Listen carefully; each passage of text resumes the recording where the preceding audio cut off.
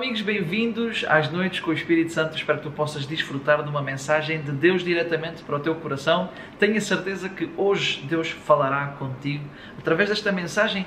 Certamente, sabes porquê? Porque Deus também falou comigo nesta mensagem. A mensagem de hoje chama-se Caminho no Deserto. E está dentro desta série que nós estamos a trabalhar aqui, que se chama O Despertar de uma Vida Gloriosa. E tenho a certeza que, conforme diz em Efésios 5:25, que Cristo, assim como se entregou, se sacrificou por nós para apresentar a si mesmo uma igreja gloriosa. Ou seja, o que Ele quer, o seu objetivo é que nós possamos transformar-nos de tal maneira, através da sua palavra, para que Ele apresente a si mesmo as melhores pessoas, a melhor versão de ti, a melhor versão de mim, a melhor versão da igreja, num estado glorioso. Por isso a série chama-se O Despertar de uma Vida Gloriosa e a mensagem de hoje chama-se nada mais, nada menos que Caminho no Deserto. E eu não sei que momento estás a passar. Eu não sei o que é que está a acontecer na tua vida. Talvez estejas num momento mais para cima, num momento mais para baixo. Eu não sei se tu estás a viver uma instabilidade, por exemplo, uma instabilidade financeira, se estás a viver uma pressão emocional. Eu não sei que tipo de situação estás a viver, mas eu quero dizer-te que no meio da tua circunstância, Deus pode abrir um caminho. E hoje quero falar desse caminho. Para dar início, eu quero que tu possas ir ao livro de Números. Esta mensagem de hoje tem muito texto. Eu vou tentar não ler muito a Bíblia para não ser aborrecido, mas vamos fazer tipo este vídeo dinâmico para que tu e eu possamos desfrutar e abrir caminho no deserto. Sim? O caminho no deserto. Olha aqui, Números 13, verso 1 diz assim: E o Senhor disse a Moisés, olha, de repente, no meio do nada, já Moisés tinha saído do Egito com todos os judeus israelitas. E agora Deus fala com Moisés algo muito especial. Olha aqui, envia alguns homens em missão de reconhecimento à terra de Canaã, ou seja, à terra prometida, terra que dou aos israelitas. Envia um líder de cada tribo dos seus antepassados. Imagina só que Deus agora pede a Moisés que envie à terra de Canaã, terra, atenção aqui, muito importante, que Deus dá aos israelitas. Deus deu esta terra aos israelitas. No entanto, necessitavam ir fazer uma missão de reconhecimento. Eu quero perguntar-te, quantas vezes Deus já te prometeu algo? Ou tu talvez estás a ver aqui este vídeo e não és cristão, nem sequer acreditas. E tu estás assim, mas como assim? Deus dá algo e necessitamos fazer uma missão de reconhecimento. E a verdade é isso que eu quero dizer-te. Deus tem planos de bem e não de mal para nós. Como diz Jeremias 29:11. Deus tem planos de bem e não de mal. Só que a situação aqui é muito importante, que é, tu não podes pensar que só porque Deus te dá, que vais dar que as coisas acontecem por si só. Não. É necessário fazer missão de reconhecimento, missão digamos, o trabalhar para alcançar essa promessa. E olha o que acontece no mesmo capítulo, Números 13, no verso 17, diz assim: Quando Moisés os enviou para observar em Canaã, disse, olha as instruções que Moisés dá a este grupo, 12 espias, é um de cada tribo, são 12 tribos, 12 espias, olha o que diz assim: subam pelo Negueb, prossigam até a região montanhosa, ou seja, este é o caminho que vocês devem fazer. Vejam como é a terra e se o povo que vive lá é forte ou fraco. E se são muitos ou poucos, temos de ter atenção. A promessa é muito boa. Deus disse que já dava a terra, mas Moisés estava a fazer perguntas muito importantes. Se tu queres viver um estado da tua vida glorioso, tens que estar com mais atenção às perguntas que tu podes fazer sobre a tua circunstância do que às respostas que tu dás. Imagina, a pergunta é se a tua família deveria estar bem para servir a Deus, porque uma das promessas que está na Bíblia que é: eu e a minha casa serviremos ao Senhor. Se não está a acontecer isso, a pergunta que deverias fazer-te é: o que é que eu não estou a fazer de bem, ou o que é que eu não estou a fazer corretamente para que a minha família não esteja a servir ao Senhor? O que é que poderei eu acrescentar? Qual é a missão de reconhecimento que eu tenho que fazer? Esta é a nossa missão de reconhecimento. Fazer perguntas sobre as situações, ou não? Já indagaste porque é que, por exemplo, o teu marido, o teu esposo, não vai à igreja contigo? Ou vice-versa, porque é que a tua mulher não vai à igreja contigo? Ou porque é que os teus pais não vão à igreja contigo? Ou talvez, porque é que os teus filhos não vão à igreja contigo? Já indagaste porquê? Já tentaste saber, será que a igreja é um lugar muito religioso para que a pessoa não queira estar? Será que é mais fácil ver um vídeo tal como este? Menos religião, um pouco mais de objetividade, de poder melhorar a qualidade de vida? Qual é a missão de reconhecimento que temos que fazer para as promessas que Deus tem para ti e que Deus tem para mim. Olha, vamos seguir, diz assim: vejam como é a terra, se o povo que vive lá é forte ou fraco, se são muitos ou poucos, se a terra que habitam, a terra é boa ou ruim, se é boa, se é fértil, e se as cidades que vivem são cidades sem muros ou fortificadas, e se o solo é fértil ou pobre, e se existe ali uma floresta ou não. E depois diz assim: sejam corajosos. Sabes porque é que sejam corajosos é uma instrução que Moisés dá? Porque talvez no caminho que vão enfrentar, no meio da missão de reconhecimento, as coisas podem não ser pacíficas. Só que nós, como pensamos que Deus já nos deu a promessa, que o processo até alcançar a promessa é um processo pacífico. Mas Moisés diz aos espias: sejam corajosos, porque as coisas podem não ficar tão fáceis. Tragam alguns frutos para que a gente possa ver que tipo de fruto é que há. Era época de início da colheita das uvas. Então imagina só este contexto. Eu quero que tu possas imaginar isto sem WhatsApp, sem vídeos de YouTube, sem nada. Era eles a entrar para uma missão de reconhecimento, sem walkie-talkies, sem telemóveis, sem nada. Ok? E em Números 13, verso 21, já um pouco mais à frente, diz que eles realmente subiram e observaram a terra desde o deserto de Zim até Rehob, na direção de Lebo-Emat, ou seja, toda aquela zona. Sim, subiram do Negueb e chegaram a Hebron, onde vivia Amã, Sesai e Talmai, descendentes de Enac. Quando chegaram ao Vale de Escol, agora as coisas começam a ficar animadas. Olha aqui que interessante, diz assim: cortaram o ramo do qual pendia um único cacho de uvas. Eu não sei se tu tens ideia, mas a Bíblia está escrita assim, diz mesmo assim: cortaram o ramo do qual pendia um único cacho de uvas. A pergunta que eu quero dizer-te é: será que as vides têm ramos? Não, o que eu quero dizer-te é que aquela vide era tão grande que os pâmpanos, as hastes, eram tão grossas, tão grandes que pareciam ramos de árvore. Como é que seria estas vidas? Olha que interessante, um único cacho de uvas. E depois diz assim: e 2 deles carregaram o cacho de uvas pendurado numa vara. Que tamanho teria um cacho de uvas para que 2 pessoas carregassem o cacho de uvas? Olha aqui que eu quero dizer-te, é muito importante. Muitas vezes nós só olhamos para a quantidade e não para a qualidade. Deixa-me só esclarecer algo. É tão interessante isto, olha.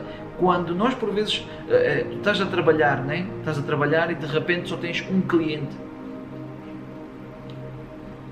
E esse cliente, não interessa a quantidade de clientes, interessa a qualidade de clientes. Porque esse cliente pode fazer mais compras do que 10 clientes. Não há clientes maus, mas clientes que comprem pouco. Por exemplo, este cacho de uvas era o único cacho de uvas que estava naquele ramo. Mas era tão bom, tão grande, que este cacho de uvas era carregado por 2 pessoas. Eu não sei se me estou a fazer explicar, mas a ideia é a seguinte: não olhes a quantidade, olha a qualidade. Talvez seja importante entender que no meio do caminho até chegar à terra prometida, no meio do caminho até chegar ao momento certo, tu podes estar a depender talvez de um cacho de uvas. Mas eu quero dizer-te mais. Esse é um ramo onde pendia um cacho de uvas. Na terra prometida havia mais vides, havia mais cachos de uvas. Mas eles só trouxeram um para poder mostrar que tipo é que havia. O que eu quero dizer-te é que talvez estás dependente de um cliente e Deus tem mais clientes para ti. Basta entrar à terra prometida. Não sei se me estou a fazer explicar. Colheram também romãs e figos. Aquele lugar foi chamado Vale de Escol por causa do cacho de uvas que os israelitas cortaram ali. E agora, ao fim de 40 dias, ao fim da quarentena, eles voltaram da missão de reconhecimento daquela terra. Ou depois de uma quarentena, eu não sei se é que a palavra quarentena te diz alguma coisa, não sei se a gente já passou por alguma estes últimos dias, mas depois de uma quarentena, eles voltaram da missão de reconhecimento. Eu quero perguntar-te algo. Talvez a quarentena que nós passamos devido ao coronavírus e o Covid-19 não foi tão má assim, porque nós podemos fazer algumas missões de reconhecimento.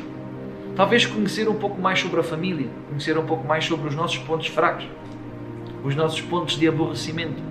Mas olha, o que é que aconteceu aqui, ainda em Números 13, no verso 25 diz: ao fim de 40 dias eles voltaram da missão de reconhecimento daquela terra, e eles então retornaram a Moisés e Arão e toda a comunidade de Israel em Cádiz, no deserto de Pará. onde prestaram relatório a eles e a toda a comunidade de Israel e lhes mostraram os frutos da terra. E deram o seguinte relatório a Moisés. Atenção ao relatório. O relatório é muito importante. Diz assim: entramos na terra a qual você nos enviou, onde há leite e mel com fartura. Eu não sei se isto é boa notícia, má notícia, mas se a mim se me dissessem no momento em que eu estou a caminhar no meio do deserto e me dissessem há uma terra onde há leite e mel, mas com fartura. Leite quer dizer que há muito gado, mel quer dizer que há muita qualidade. Não sei se estou a fazer explicar. Aqui estão alguns frutos dela, mas o povo que lá vive é poderoso. Claro, muitas vezes nós pensamos que as pessoas que são milionárias, olha aqui que interessante, as pessoas que são milionárias porque são parvas. Não, se eles têm uma cidade forte, uma cidade grande, uma cidade com qualidade, é porque eles são poderosos. E as cidades são fortificadas, ou seja, têm a estrutura. A estrutura revela o poder e o poder revela a estrutura. Ai, Deus. E as cidades são fortificadas e muito grandes. Também vimos descendentes de Enac, que são gigantes. Os amalequitas vivem no Negueb, os iitas, os jebuseus, os amorreus vivem na região montanhosa, os cananeus vivem perto do mar junto do Jordão. Ou seja, na verdade, o relatório não é negativo, é muito positivo. Só que agora havia uma situação muito importante sobre aquilo que nós temos que pensar. No verso 30, tu sabes que as notícias más têm muito mais força de propagação que as notícias boas. Por exemplo, no verso 30 diz assim: então Caleb fez o povo calar-se perante Moisés e disse: subamos, ou seja, vamos e tomamos posse da terra, é certo que venceremos. Vamos para lá e vamos vencer.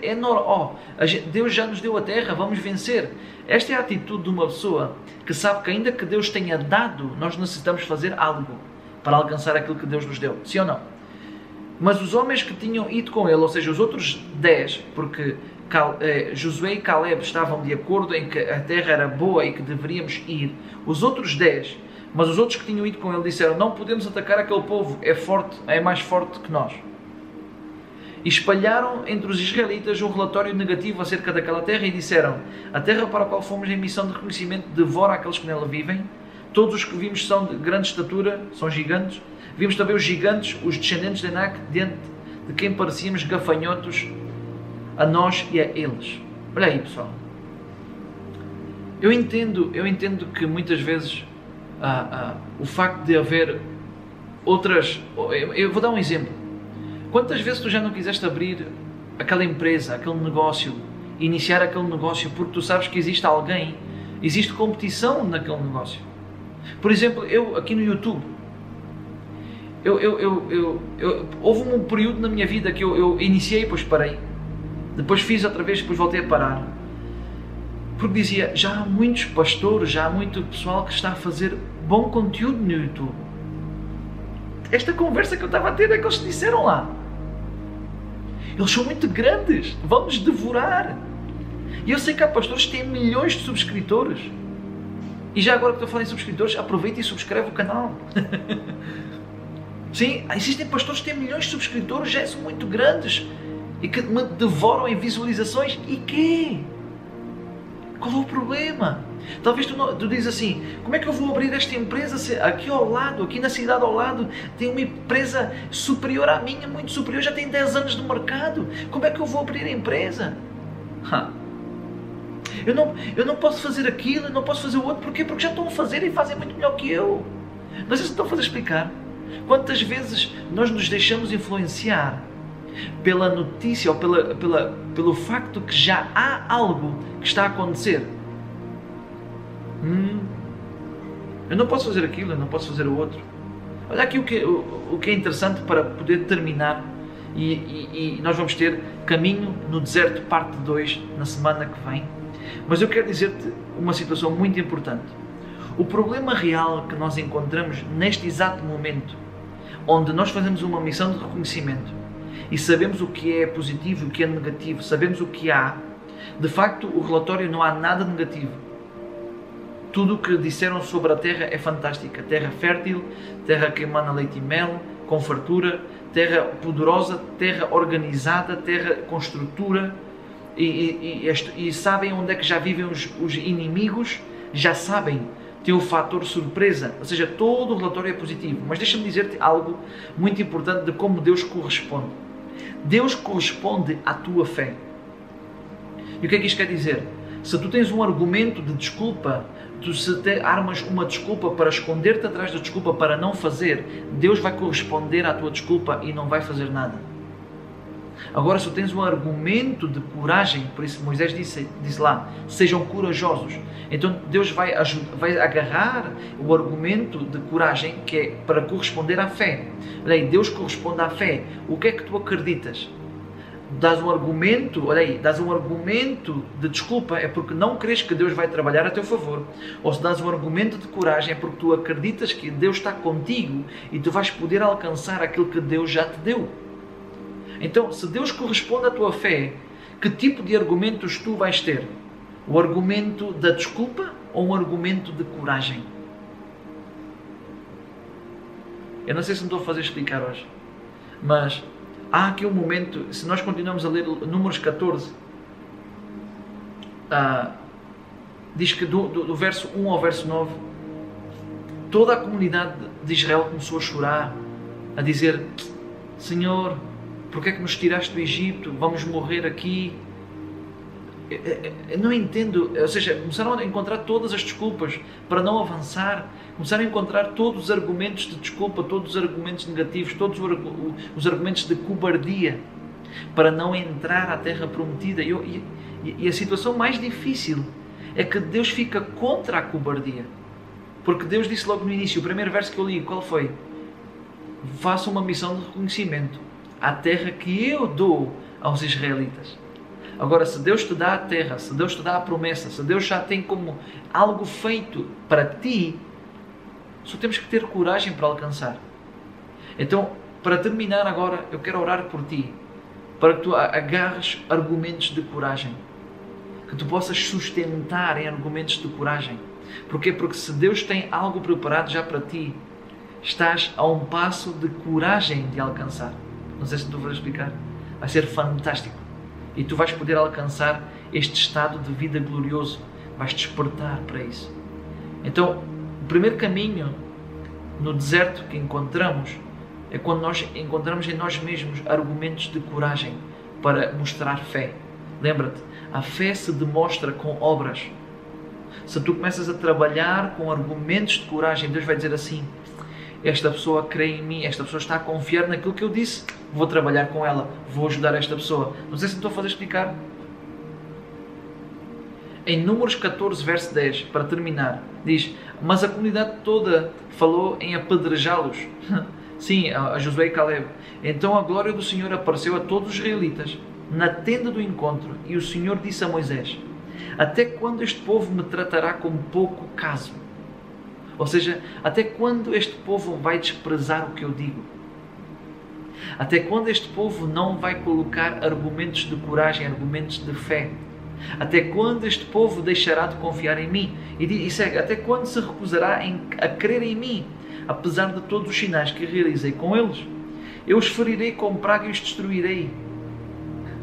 E farei uma nação maior. Deus ficou contra as pessoas que andam com argumentos de cobardia, de desculpa.